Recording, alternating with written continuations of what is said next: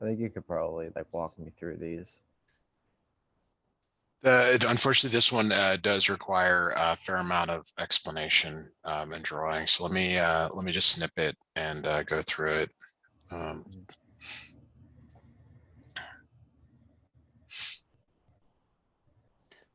Wow, you're already onto this part of the course. That's interesting. Seems like you guys skipped over a few things, but maybe Yeah, we did a lot of stuff really fast. It's kind of yeah. annoying. All right, so I'm going to share my screen here and we'll take a look at this question. So the left sum with n equals 2 subdivisions. So you have to calculate what's called a delta x, which is b minus a over n. Your lower bound is a, your upper bound is b, n is given 6 minus 0 over 2, which equals 3. Okay, and then what you do next is you go to the left position. So the leftmost position is 0. You add delta x, and then you add delta x again. So for the left sum, there's a lot here and there's a lot here. For the left sum, we're going to use these two values. Okay, for the right sum, we're going to use the other two. So you go to the leftmost value, 0, and you go straight up until you hit the curve. And you hit the curve right there at 10. Mhm. And then you go a width of delta x. Okay. Okay, so this is delta x, which is 3. It's got a height of 10. You go to 3, and again, you go up and you hit the curve. Boom, hit the curve right there. And then you go right a width of delta x. And you need to find the area of these two rectangles. Okay, so to find the area of this one on the left, it is 10 times 3, or 3 times 10, 30. Right, that's somewhere plus. The one on the right here, width of 3, height of 8, 24. So this is 54. 54. Yeah. Oh. And then the units are meters. Oh, and okay, and now this is an upper estimate. How do you know the difference between the estimates? So look at those rectangles compared to like the area under the curve. Do you see how there's extra area? Kind of do, yeah. So this like, and this is where I'd have to make a few. How do I want to do this?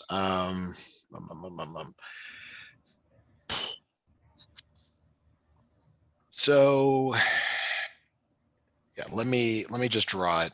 So it's an overestimate. I'm going to hand draw it here to make it clear. So the curve looks like this roughly, and if the rectangle takes up, if the rectangle were to fall above it, that's always considered an overestimate. And what I was referring to is this sort of excess here. Mm-hmm. See how this is outside of the actual curve, and similarly here. Okay, now there is what is called an underestimate, which we're going to probably see in the next one here. The underestimate occurs when the rectangles are underneath. Okay. So this one is underneath, the next one's going to be underneath, and there's this like gap. There's this, gap here instead of excess. All right. Do you have B with you, or do you need me to share again? Does it just say a right sum with n equals 2? Yeah. Okay, so what I'm going to do is grab this picture and just do it for that. It's the picture on the right there, but so we're doing a right sum here. Mm-hmm. So again, you calculate your delta x. Your delta x is b minus a over n, 6 minus 0 over 2, which is 3. Mm-hmm. And this time you go to these points. So you start at 6 and you go up until you hit the curve. I hit the curve right there, boom. And then you go left 3. All right. And you find the area of that one, which is 3 times 2, which is 6. But then you go to 3, and again, you go up until you hit the curve. Boom, hit the curve right there. And you go left, though, which is a little bit weird because it says right, but that just means you start on the right. So then 3 times 8, 24. 24 plus 6 is 30. 30. meters again, and this time it's a lower estimate because you can see there's this gap in between the curve and your rectangles. 30 meters lower estimate. All right. Submit that on to the next one. I'll share this next one.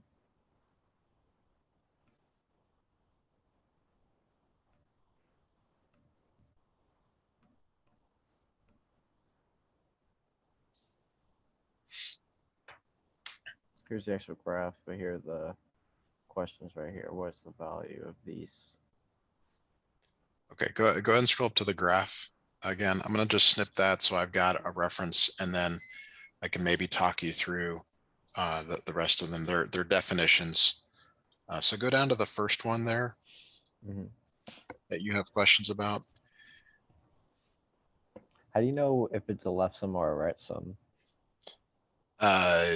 So it depends where they hit the curve.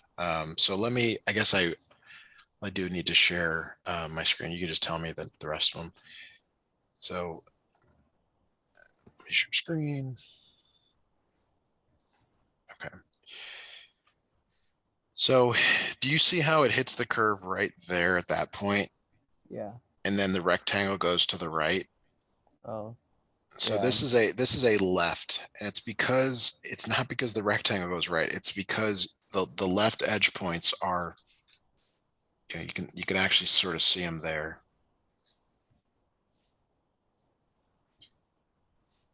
So the boxes go 0, 2, 4, 6, 8, 10, 12, and the left sum will utilize these points, but not the one there at 12. Those are where it hits the curve. Oh, so it hits the curve at exactly those corners, and that makes it a left sum. Yeah. Yeah. So a right sum would overlap on these, or it would use these points. This would be a right. Oh, okay. All right, that makes sense.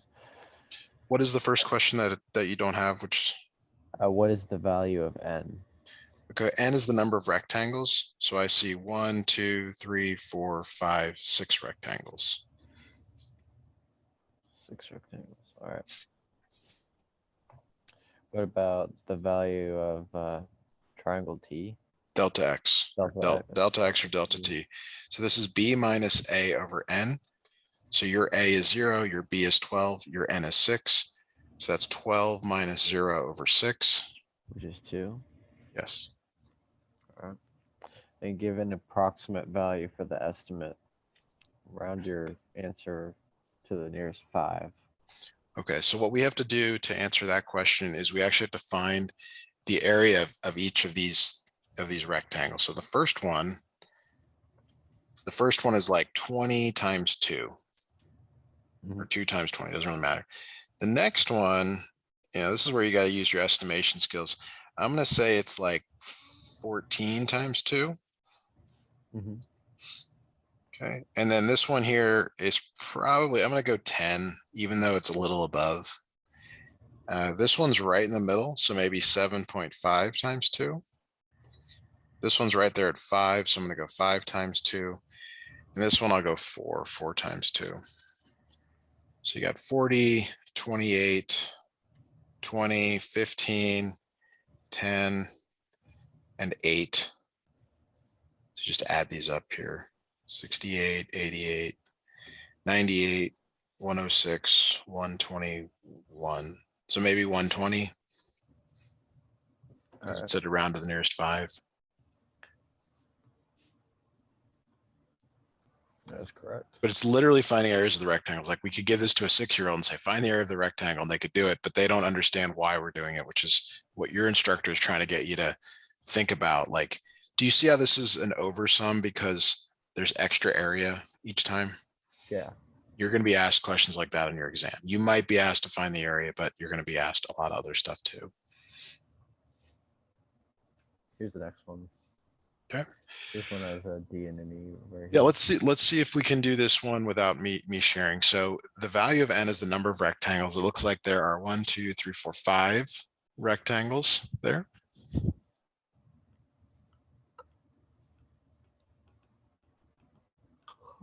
Why is this being stubborn? Let's see. Oh, I have to press edit. All right, so 5 in the Delta value. T, if you want to scroll up, it's the width of each rectangle. So it's 15 minus 0 divided by 5, but you can maybe count and just see that they're the width of 3. Okay. And give an approximate value for the estimate. Yeah, so you go back to the graph. So what you have to do at each point, so go over there where it's 0, and like what is the height of that rectangle? Close to 16. At least. 16, yeah. Now what's the height of the next rectangle to the right? Probably like 15, 14. Wait, never mind. What are we going up by? So 4. Yeah, I mean, I'll say 14 is reasonable. What about the next one there? This one would probably be probably like 11. Okay. So to me, it looks like they're going up by 4 each of those grid lines. Just keep that in mind. What's the height of the next one? This one right here. We've done the first 3, so the 4th rectangle. Okay, so probably 8. Yep. And then what about the last one there? 4 probably. Yeah. So notice all you're doing is you're taking the width and multiplying by those heights. So I was calculating this as we go. I'll give you 162 as the most likely answer there. All right. All right. Do you have a calculator handy? Yes, I do. Okay. I mean, you're definitely going to want to do these calculations at some point. They become more familiar the more you do them. So let me grab this question. I'll share my screen. And we'll take a look at it together. So sometimes they give you a graph. Sometimes they give you a table. This is a table problem. They're telling you, here's some information about braking distances based on speed of travel. Okay. And it wants the lower and the upper estimate. We don't really know which is the lower and which is the upper. What this really should say is, and this really should be part A, is to determine the left sum, and then B, determine the right sum. Okay, so the left sum, we've got 0, 2, 4, and 6. The left sum is going to utilize those numbers right there. So the left sum will use these numbers right here. Mm-hmm. What is the width between each of these? 2. Yeah, your delta x is 2. So there's a formula for left sum. Left sum is delta x, which in your case is 2. And then you multiply by each of the values, the output values. So 89 plus 40 plus 13. You don't use the 0, 2, 4, you use the y values essentially. All right, so I get 1. That is something wrong here. So 89 plus 40 plus 13, 142, and then multiply it by 2, and I get 284. Okay, so we don't know whether that's a lower or upper estimate. To do the right sum, we use the right 3 numbers, and it's the same delta x. Delta x is still 2. So your right sum is going to be 2 times 40 plus 13 plus 0, which ends up being 106. So to determine which is the lower estimate, well, you use the smaller number, and the upper estimate is the larger number. All right. But what you want to be clear on is like, where do these numbers come from and why are we using them? Mm-hmm. That's what's critical. That's what you got to take away and be able to do this, on your own. All right, here's the next one.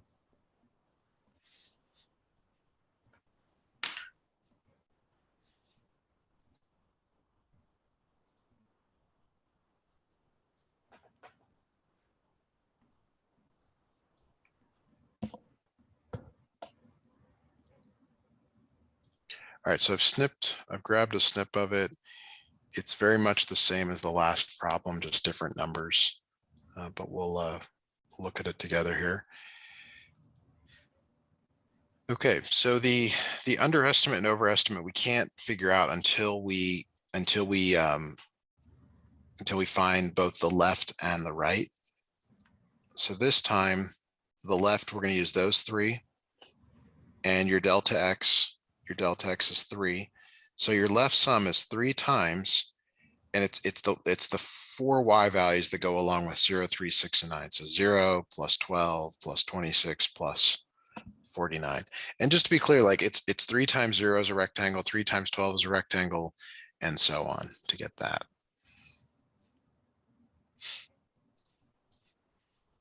So you see the pattern there. You take the left certain numbers, the right certain numbers, and you do this multiplication here.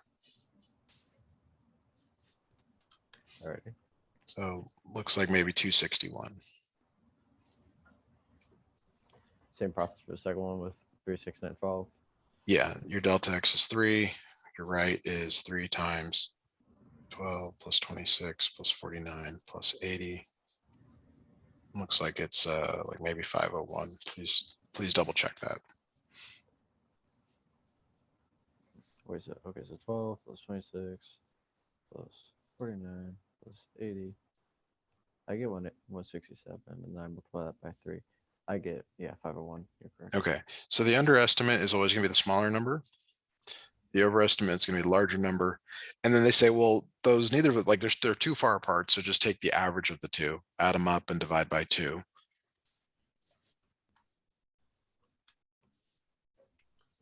All right. So that's get- for the average. All right. It looks like it's like 381 for that. And I got 381 for that too.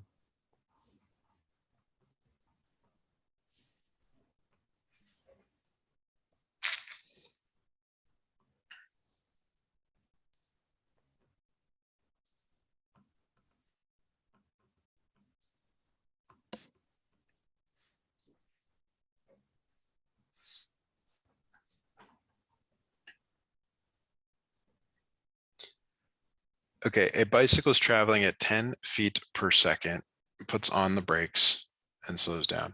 So the value of B is that 10. It's that value of 10 there. It's the height of the triangle or the y-intercept. Do you see that? Mm-hmm. So that goes in that second box there. All right, so this goes. Yep. That goes in there? All right. Now, A is slightly more difficult to determine. It's a little more challenging. It says that but it just gives you the information there. It says it does it in 4 seconds. So A is 4. All right. Okay. Now the distance traveled is the area of that triangle. The area of the triangle is 1/2 base times height. The base is 4, the height is 10, and then you cut it in half. So it's just 20. Yes. All right. If I remember you were taking physics. This is the kind of thing you were seeing like very early on in physics that they wanted you to have a little calculus to be able to do for that. All right. So let me grab this.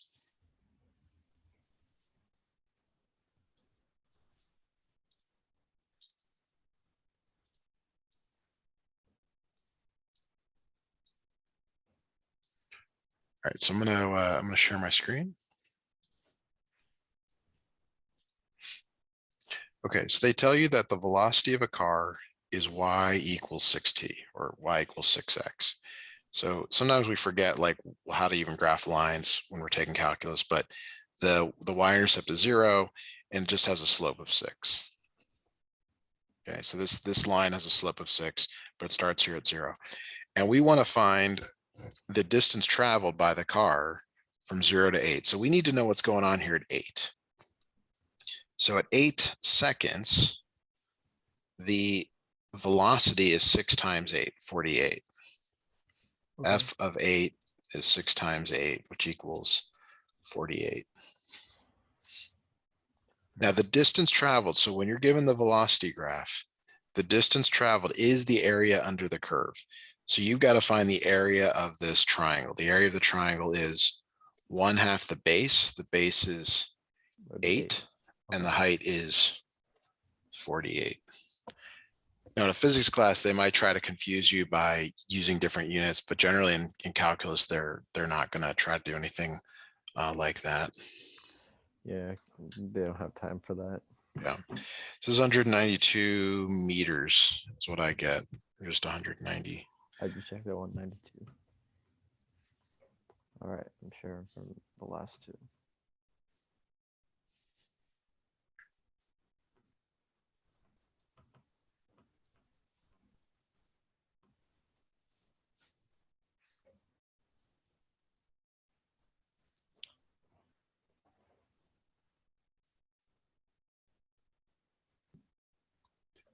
Could you scroll down to?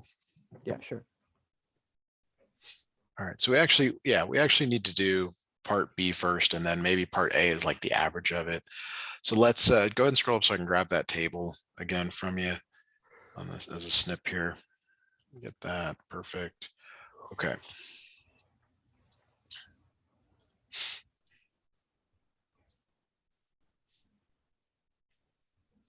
right, so let me share my screen. Got it. Okay. So again, we're gonna just do the left and the right here.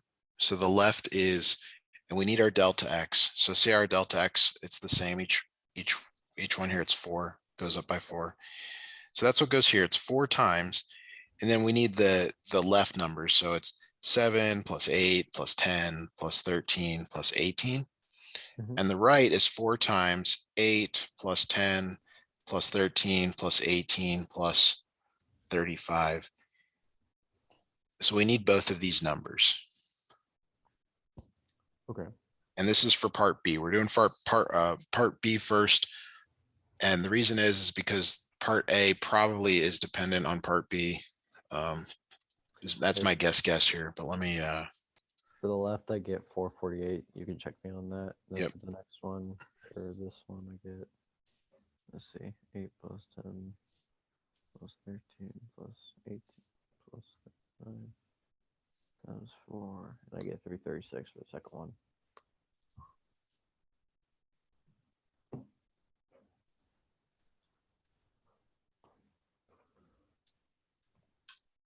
All right, so these are my numbers. Do these match up with yours?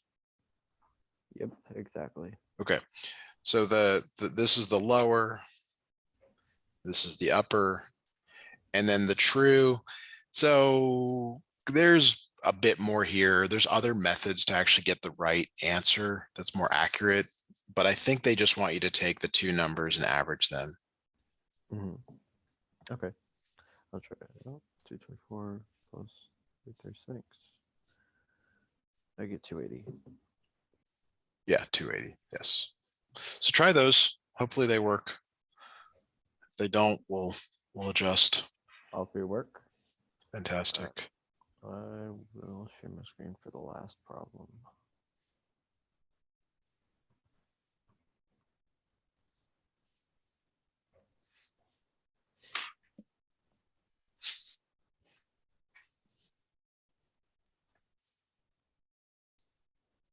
The total change is it 0 because it just stayed rates kind of. The change is the is the area under the curve. Oh, okay. Maybe it's just worded. Like I agree with what you're saying. Like the height at the start and end is the same, but I don't believe that that's what it's referring to. So the the answer here. Let me share my screen. And I guess we should stay consistent with the left and right things that we've been doing. Are you seeing my screen? Yeah, I see it. Okay, very good. So when I do left, I hit the curve there and I draw this rectangle. And then I hit the curve there and I draw this rectangle. And then I hit the curve there and I draw that rectangle. So the left here, it's a little odd. It's because there's so much of a gap here, but we'll just try it this way. It's the 10, it's the height there, 10 plus the 20 plus the other 20 there. So that ends up being 250. The right I have to do in a different color. I probably should graph it in another region, but it's blue. You get that. And then you get that there also. So you actually, what's interesting, you actually get the same thing. It's 5 times, and then you got this 20 plus 20 plus 10. So it ends up also being 250. So I guess the answer is 250. The other way to do this, if you were, I don't know, if this was like really critical, is you would try to like figure out how many like full rectangles you have. And then you would basically be like, all right, well, that one's kind of one, but I got to get another piece. So maybe I get it from there. This one's also kind of one. So maybe I get another piece from there. And these two, maybe it's that one there. And you exclude that. That's kind of another approach here, but that it doesn't work for this course, but that's essentially what you're doing. You're trying to estimate the area under the curve. Did that work, that 250? Yep, it worked. Fantastic. Thank you very much, Matthew. All right. Is that everything for tonight? Yep. Thank you very much. All right. See you, Jack. Great night. Yeah. Bye now.